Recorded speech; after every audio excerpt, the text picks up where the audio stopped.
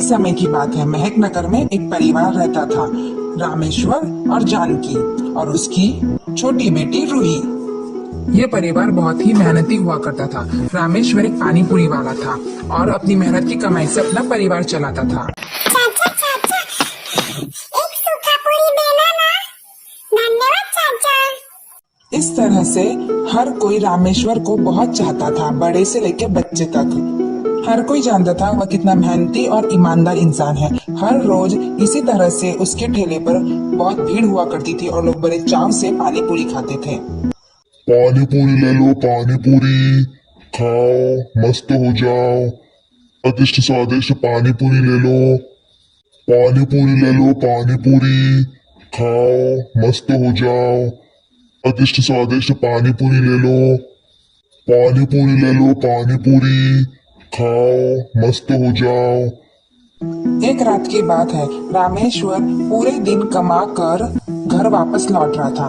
तभी उसने रास्ते में देखा कि एक चोर भाग रहा है और दो लोग उसके पीछे दौड़ रहे हैं।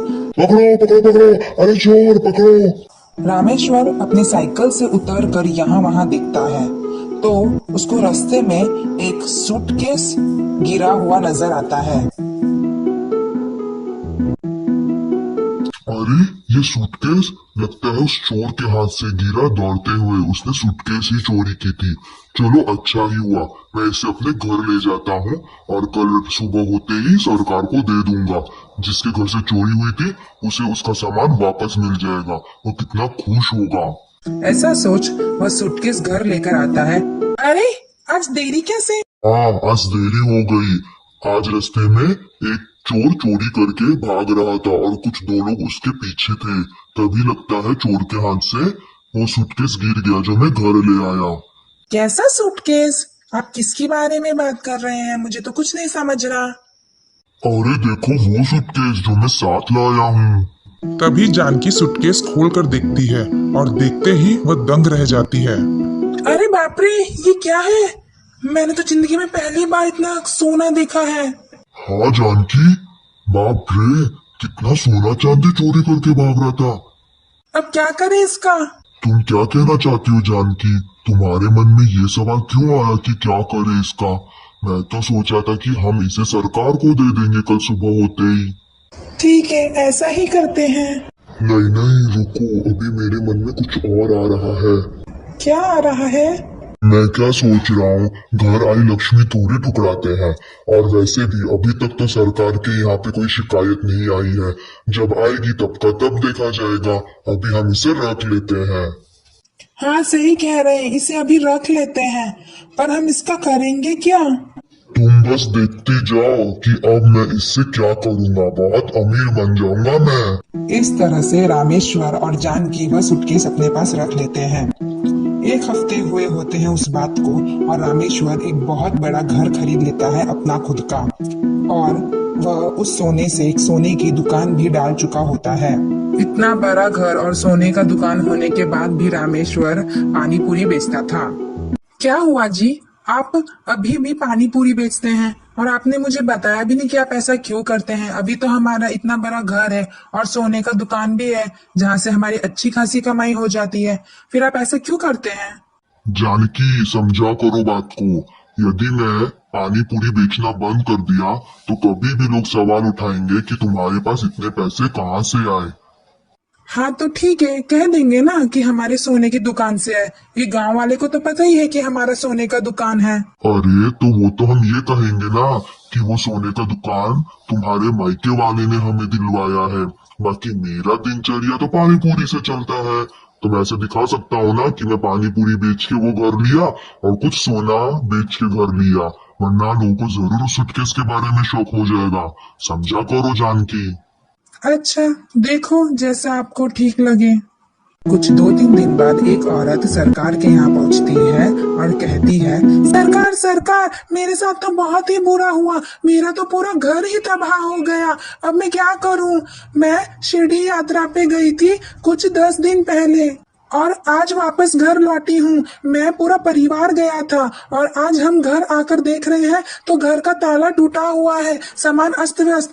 और मेरी वो सूटकेस, सरकार वो सोने की सूटकेस जो खून पसीने से हमने कमाई थी और कुछ हिस्सा हमें हमारे बाप दादा से मिला था, वो गायब है सरकार। अब हम क्या करें सरकार? कैसे भी करके लाके दो सरकार, नहीं तो मैं और मेरा पूरा परिवार मर जाएगा। मुझे न्याय चाहिए।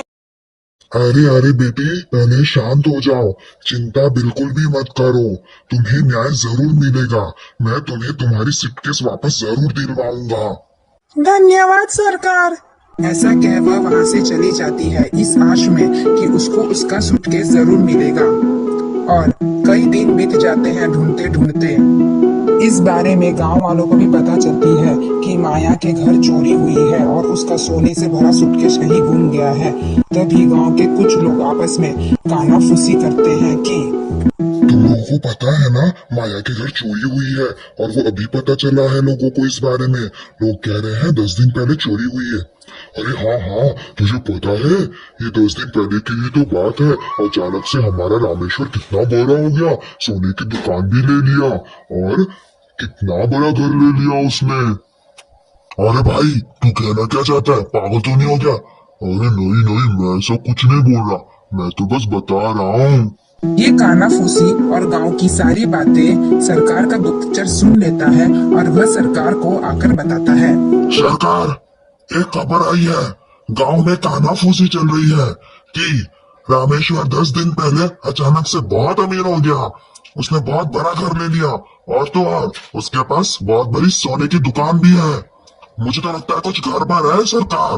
एक काम करो, तुम जाओ और रामेश्वर और उनकी पत्नी को मेरे घर लेके आओ। मैं स्पष्ट शब्दों में आमने सामने उन दोनों से बात करना चाहता हूँ। जो कुछ है वो सब साफ साफ हो जाएगा। गुप्तचर वहां से निकल सीधा रामेश्वर और जानकी के घर जाकर उन्हें अपने साथ सरकार के यहाँ लाकर पेश करता है। रामेश्वर और जानकी, मुझे तुम लोगों से कुछ पूछना है। तुम्हें पता तो चला ही होगा कि माया का सूटकेस सोने से भरा चोरी हो चुका है। तो आप हमसे क्या पूछना चाहते हैं? मैं यही पूछना चाहता हूँ कि उतने ही 10 दिन पहले तुम्हारे यहाँ अचानक से सोने की दुकान बनी है और इतना बड़ा घर भी ले लिया। ओह, तो आप ये कहना चाह रहे हैं कि हमने वो सूटकेस चुराया है और उससे सोने की दुकान बनाई है ना? नहीं, मैं ये नहीं कहना चाह रहा, मैं इल्जाम नहीं लगा रहा हूँ। तो और क्या कह रहे हैं? यही तो कह रहे हैं आप, सीधा सीधा हम पर इल्जाम लगा रहे हैं। देखो जानकी, बात को मत बढ़ाओ, मैं तुम्हें सिर्फ पूछ रहा हूँ कि तुम्हारे पास अचानक से वो सोने की दुकान कैसे आई, इतना बड़ा घर कैसे किया है तुमने। मैं सिर्फ पूछ ही रहा हूँ, मुझे उसका जवाब दे दो, नहीं तो मुझे तहकीकात शुरू करवानी पड़ेगी। नहीं नहीं नहीं नहीं सरकार, आप इतना कष्ट मत उठाइए हमारी वजह से। मैं बताता हूँ, सोने की दुकान मुझे जानकी के मायके वालों ने दिलाई है और मैं तो अभी भी पानी पूरी बेचकर ही कमा रहा हूँ। तो बस सोने की दुकान से जितने सोने बिकते हैं और पानी पूरी से जितने पैसे आते हैं, उसी से हमने हमारा घर खड़ा किया है। यही वजह है सरकार, हमें चोर मत कहिए। सरकार ऐसा सुनकर चुप हो जाता है। उसे रामेश्वर की बात पटती है और वह रामेश्वर और जानकी को वहां से भेज देता है। कुछ ही दिनों बाद अचानक से रामेश्वर की बहुत तबीयत खराब हो जाती है और वह हमेशा बीमार रहने लगता है। इस वजह से वह अपने पानी पूरी के बिजनेस पे भी नहीं जा पाता है और जानकी भी बहुत परेशान रहती है, जिस वजह से वह अपने सोने की दुकान पर ध्यान नहीं दे पाती है। एक दिन रामेश्वर के घर एक लड़का आता है, अविनाश नाम का। वह कहता है, भाई जी क्या हुआ? आजकल आप पानी पूरी का ठेला नहीं लगाते, मैं रोज इंतजार करता हूँ। आप ठीक तो है ना भाई जी? आप कौन है? मैंने आपको पहली बार देखा है और आपको मेरा घर कैसे पता चला? अरे मैं अविनाश, आपका अभी रोज आपके ठेले पे पानी पूरी खाने आता हूँ और आपको अच्छे अच्छे टिप्स भी देता हूँ जिससे पूरी अच्छे से फूल सके। याद आया आपको? हाँ हाँ याद आया। अरे अभी मैं आजकल बहुत बीमार रहने लगा हूँ, न जाने क्यों सर्दी खांसी और थकावट दूर हो ही नहीं रही मेरे से और सर में तो इतना दर्द है कि बस पूछो ही मत। अरे भाई जी ये क्या, ऐसे कैसे हो गया? आप तो हमेशा से फिट रहते थे। और एक बात और मेरे ख्याल में आ रही है, आप हाँ हाँ, आप तो वो बड़े से नए वाले घर में रहते थे, तो आप वापस से अपने पुराने घर में क्यों आ गए भाई जी? क्या बोलूं, जब से उस नए घर में गया था कुछ दिन तो ठीक रहा, वहीं से तो बीमार हुआ हूँ। अच्छा नहीं लगता अब वहाँ रहना, इसलिए मैं चला आया अपने पुराने ईमानदारी वाले घर में। ईमानदारी वाला घर? क्या मतलब भाई जी? आप तो हमेशा से ईमानदारी रहे हैं, और वो नया घर भी आपका ईमानदार वाला ही घर तो है, तो आप ऐसा क्यों कह रहे हैं? रामेश्वर थोड़ा सोचता है। क्या करूं, इसे बता दूं? शायद बता देना चाहिए, बताने से मेरा मन हल्का हो जाएगा, तो शायद मैं थोड़ा हल्का और अच्छा फील करूंगा। अभी मैंने जिंदगी भर अपनी ईमानदारी से कमाई की है, पर इस बार मैंने ऐसा कुछ किया है जिससे मैं अंदर ही अंदर घूट रहा हूँ, इसलिए मेरी ऐसी हालत है। क्या मतलब भाई जी, क्या कहना चाहते हैं? और इस तरह रामेश्वर अविनाश को वह सारी बात बताता है जो उसने पिछले 10-15 दिनों में किया है, कि वह सूटकेस किसका है और उन लोग ने हड़प लिया है। अविनाश, मैं जानता हूँ मैंने गलत काम किया है। मैंने उस समय सूटकेस रखते वक्त ये तो कह दिया था कि जिस समय सरकार से शिकायत दर्ज होगी उस समय देखा जाएगा, पर जब सरकार ने हमको बुलाया तब मैंने साफ साफ झूठ बोल दिया धन के लालच में, और मेरी बीवी जानकी ने भी ऐसा ही किया। शायद यही वजह है कि हम ये सब झेल रहे हैं। बस रामेश्वर, अब कैसी टेंशन, सारी बात तो खत्म हो गई। तुम समझ गए कि तुम्हारी गलती क्या है। तुम्हें तो मैंने कुछ समझाया भी नहीं, तुम खुद ही सब समझ गए। फिर और तुम्हें ये भी पता है कि तुम्हें क्या करना है, जिस वजह से तुम्हें शांति मिलेगी। तो बस जाओ और जाकर कर लो। अगर सरकार ने मुझे कुछ सजा दे दी तो क्या करूंगा मैं, या मेरी बीवी को कुछ सजा दी तो? नहीं नहीं, मुझे डर लग रहा है। डरने की कोई बात ही नहीं है रामेश्वर, तुम खुद तुम्हारी गलती जाके कबूल कर रहे हो। सरकार तुम्हें समझेंगे और सजा नहीं देंगे। और वैसे भी सजा की डर से हम अपनी गलती ना कबूले, ये तो गलत है ना। तुरंत जाओ सरकार के पास, फिर जो होगा वो देखा जाएगा। रामेश्वर और जानकी तुरंत सरकार के पास पहुंचते हैं। क्या हुआ रामेश्वर, यहाँ कैसे आना हुआ तुम दोनों का? सरकार, हम यहाँ हमारी गलती कबूल करने आए हैं। हमें बहुत पछतावा हो रहा है पिछले कई दिनों से। कैसा पछतावा जानकी, और कौन सी गलती कबूल करने आए हो तुम दोनों? सरकार, हमें माफ करना सरकार, उस दिन हम दोनों आपसे झूठ बोल रहे थे। वह सोने से भरा सूटकेस हमारे पास ही है सरकार, और उसी सोने को बेचकर हमने हमारा दुकान और इतना बड़ा घर खरीदा है। हमें माफ करना सरकार। इसका मतलब चोरी तुमने की? ये कैसे हो सकता है? इतना ईमानदार इंसान आखिर कैसे बदल सकता है? ऐसा क्यों किया तुमने रामेश्वर? तुम तो ईमानदारी की मिसाल थे पूरे गांव में, फिर तुमने चोरी क्यों की? नहीं नहीं सरकार, मैंने चोरी नहीं की थी। वो तो कुछ दिन पहले एक चोर भाग रहा था और कुछ लोग उसके पीछे जा रहे थे, और उसके चलते चोर के हाथ से वो बैग गिर गया। मैं तो बस वो गिरी हुई बैग उठाकर घर ले आया, और धन के लालच में वो बैग अपने पास रख लिया, पर जब आपने पूछा तो झूठ कह दिया। बस यही गलती की है मैंने, पर मैंने चोरी नहीं की। मुझे धन का लालच आ गया था। और अब मैं समझ चुका हूँ। उस दिन के बाद से मैं हमेशा बीमार रहने लगा। मेरा मन अंदर ही अंदर मुझे कचोट रहा था।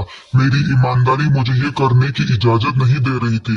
बस इसीलिए सरकार आपके पास चला आया सारी बात बताने के लिए। मुझे माफ कर देना सरकार, मुझे सजा मत देना, मेरी बीवी को भी मत देना, मुझे माफ कर देना सरकार। सजा के तो लायक हो तुम दोनों, पर मैं तुम दोनों को सजा नहीं दूंगा। पता है क्यों? क्योंकि तुम दोनों खुद चल के आए मेरे पास अपनी गलती कबूल करने, यानी तुम दोनों को पछतावा हुआ है और एहसास भी है, तो मैं तुम दोनों को एक मौका और दूंगा। जाओ, जाके वह सोने से भरा सूटकेस ले आओ, और वह दुकान और घर दोनों बेच के वह पैसे दो जिस सोने को बेचकर तुमने वह घर और दुकान खरीदा था। जल्दी जाओ। रामेश्वर घर जाकर वह सोने से भरा सूटकेस ले आता है और सरकार के हवाले कर देता है। अगली बार ऐसा करना भी मत। तुम ईमानदार हो और हमेशा ईमानदार ही रहो, वही अच्छा लगता है। तुम जा सकते हो। रामेश्वर और जानकी वहाँ से चले जाते हैं। सरकार माया को बुलाकर उसका सूटकेस वापस कर देता है और माया बहुत खुश हो जाती है।